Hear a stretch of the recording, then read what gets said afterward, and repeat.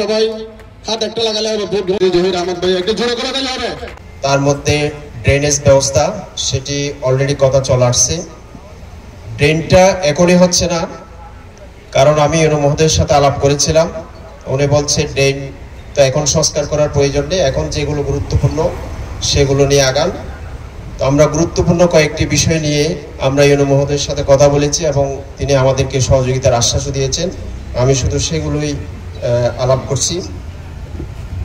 যে সম্মানিত করেছেন এবং ব্যবসায়ীরা ভাইয়েরা আমাদেরকে যেই তাদের প্রত্যক্ষ ভোট এবং মূল্যবান আশা নিয়ে আমাদেরকে যেভাবে নির্বাচিত করেছেন, আমরা আসলে ব্যবসায়ীদের কাছে সারা জীবন কৃতজ্ঞ। দিয়েছেন তারা গুরুত্বপূর্ণ কিছু কথা এখানে তুলে ধরেছেন। এখানে গুরুত্বপূর্ণ কয়েকটি কথার মধ্যে আমরা আসলে যারা নেতৃত্ব দিই, আমি জনপ্রতিনিধি হিসেবে বা বাজার ব্যবসায়ী সমিতি যারা নেতৃবৃন্দ যারা নেতৃত্ব দিবেন, তারা আসলে নির্বাচনের সময় অনেক প্রতিশ্রুতি আসলে আমরা কি করি তুলে ধরি, আমরা এটা করব, আমরা এদিকে এটা করব, সেটা করব, অনেক কিছু, কিন্তু আসলে যখন বাস্তবায়ন করতে যায় সেটা আসলে অনেকটা কঠিন হয়ে যায়। এবং একসাথে এতগুলো প্রতিশ্রুতি যদি আমরা দিয়েছি বা এখন যদি আমরা সেগুলো বলি এট এ টাইম, আসলে এগুলো বাস্তবায়ন করা আমাদের জন্য খুবই কঠিন একটা বিষয়।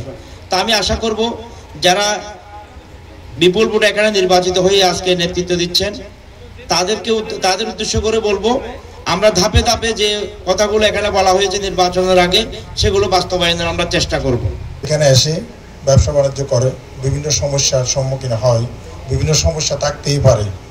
তো এর জন্য আমাদের কুতুপালং বাজারে যে নবনির্বাচিত কমিটি মূলত সমস্যা সমাধানের জন্য কমিটিটা নির্বাচিত করা হয়।